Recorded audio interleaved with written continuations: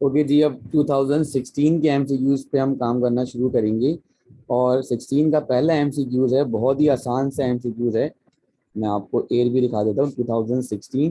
पहला ही एमसीक्यू इतना आसान है कि एलिप्स है, केस 1 है, जाहिर सी बात है सेंटर 0,0 हो जाएगा।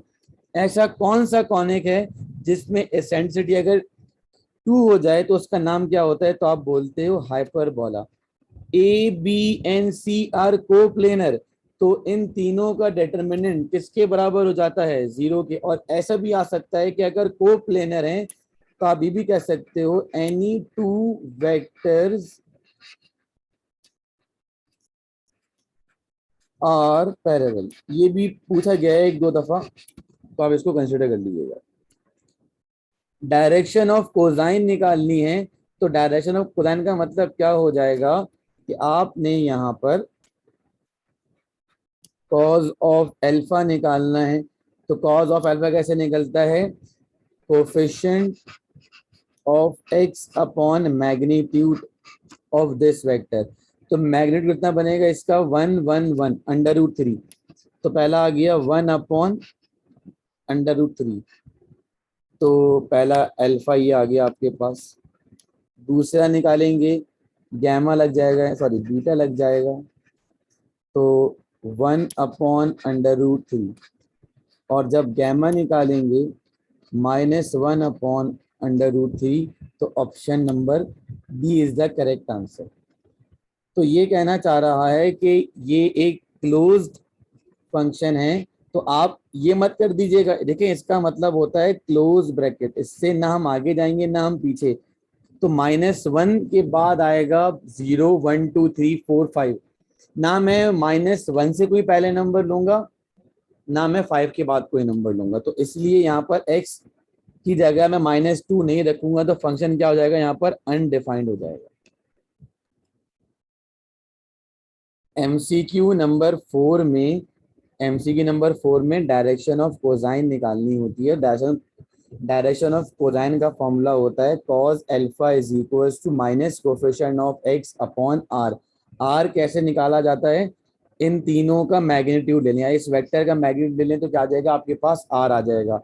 cos alpha is equals to coefficient of x upon magnitude of r। Beta निकालने के लिए coefficient of y upon magnitude of r। Gamma निकालने के लिए coefficient of z upon magnitude of r। तो यहाँ से आपके पास क्या आ जाएगा? यहाँ से आपके पास डायरेक्शन ऑफ कोसाइन आ जाएगा। Limit x approaches to 0 e power x -1 upon x। ऐसी लिमिट किसके बराबर हो जाती है? 1 के। अब देखें 2/3। यहाँ पर आपके पास डिनोमिनेटर में 2 है बट नीचे 3 नहीं। तो इसका आंसर कितना हो जाएगा? 1/3। The slope of a straight line bisect the first and the third quadrant. अपनी मर्जी से मैंने यहाँ पे वैल्यू पुट कर दी 1,1। थर्ड क्वाड्रेंट है तो दोनों ही क्या हो जाएंगे यहाँ पर? नेगेटिव हो जाएंगे। मैंने अपनी तरफ से 1 1 -1 अपनी तरफ से अज्यूम करें। अब मैं इनका क्या निकालता हूँ? स्लोप निकालता हूँ। Minus minus plus minus minus plus कितना हो जाएगा? 2/2 कितना आ जाएगा? स्लोप इसका 1 आ गया। हो गया सॉल्व। अब दोनों वैल्यूज क्वाड्रेंट के हिसाब से चलेगा। फर्स्ट क्वाड्रेंट में एक्स और वाई दोनों पॉजिटिव, थर्ड क्वाड्रेंट में एक्स और वाई दोनों ही नेगेटिव। तो उनका मैंने स्लोप निकाला, पॉजिटिव आ गया, आंसर लिख दिया। अब ये कहना चाह रहा है कि आपने क्या निकालना है? इसका एरिया निकालना है।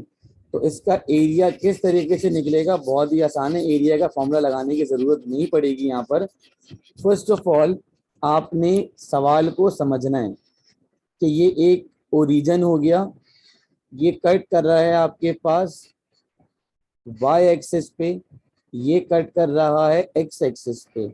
तो ये देखें ट्रायंगल बन गया। तो ये वाला डिस्टेंस 4 हो जाएगा, ये वाला डिस्टेंस 2 हो जाएगा। तो एरिया ऑफ ट्रायंगल क्या होता है? 1/2 बेस इंटू हाइट, 2 से 2 गया, आंसर कितना आ जाएगा 4 स्क्वायर यूनिट। अब ये बताना है कि if the equation of straight line, ये एक स्ट्रेट लाइन है और इस पे ये पॉइंट है, 0 से बड़ा आया तो अबव दी लाइन, छोटा आया बिलो दी लाइन, 0 आ गया ऑन दी लाइन।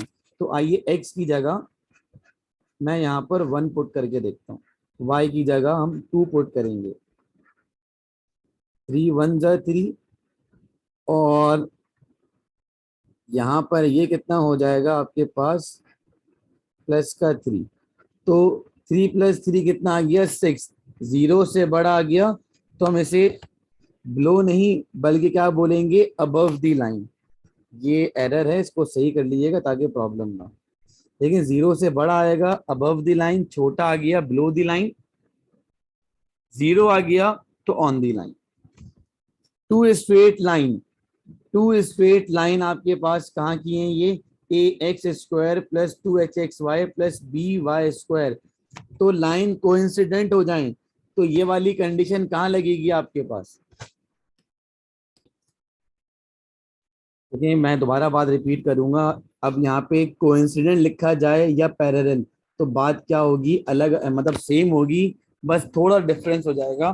तो homogeneous equation of straight line में कोइंसिडेंट या पैरेलल बोला जाए तो कंडीशन आपके पास क्या रहती है, h² - ab रहती है। The point of concurrency of the median of the triangle centroid, क्या करना है, डेरिवेटिव लेना है। तो पहले तो आपने बी ln a की पावर b यानी कि x² ln और e, ln e किसके बराबर हो जाता है 1, डेरिवेटिव ऑफ x² कितना हो जाएगा, आपने कहा sir foreign 2x, derivative of, अब जैसे कि ये सवाल आ गया, ये बेसिकली डिफरेंशियल इक्वेशन का सवाल है, तो किस तरह करेंगे ये देखिएगा, dy = dx integration, applying integration on both side, तो y = x + c, तो ये लीजिए हो गया सॉल्व।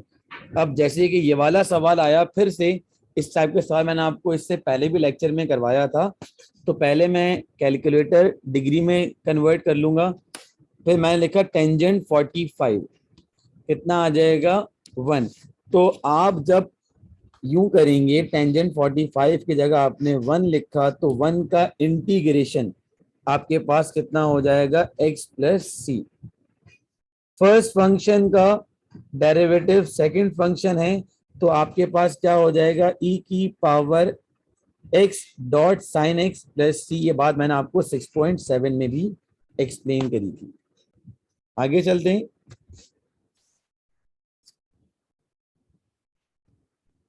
अब जैसे कि ये सवाल है कि आपको ये बताना है कि इसका पार्शियल फ्रैक्शन क्या बनेगा, तो भाई सबसे पहला काम मैं आपको इसकी एक हिंट सिखाता हूँ।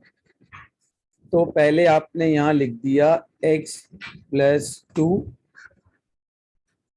x + 1 और यहाँ लगा दिया आपने प्लस का c।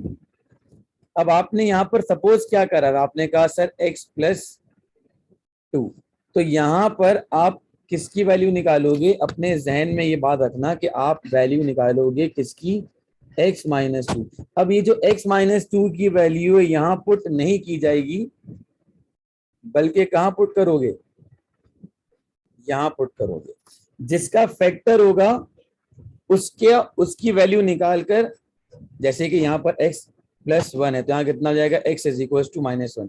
अब ये x = -1 मैं यहाँ नहीं बल्कि कहाँ पुट करूंगा, यहाँ पर, तो 1 -1 + 2, तो उसको मैंने समराइज किया, तो -1 ln x + 2 plus ln x + 1 + c, arrange कर लें तो आपके पास इसका आंसर आ जाएगा। Find the equation of the circle, diameter given है, डायमीटर का मतलब क्या होता है, r = d/2,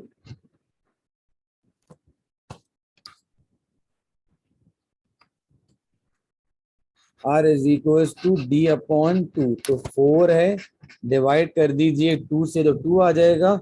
अब आपने क्या करना है, स्टैंडर्ड फॉर्मूला x - a का whole square y minus minus b का होल स्क्वायर और 2 का स्क्वायर, एक्स स्क्वायर प्लस ये और ये हो गया सॉल्व, यानी कि option A.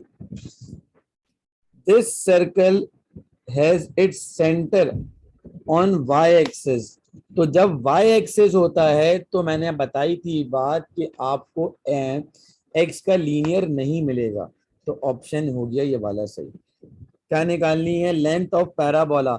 Length of parabola जब भी निकालनी होगी तो इस नंबर को देखते हैं, बस पॉजिटिव में सेलेक्ट कर लो।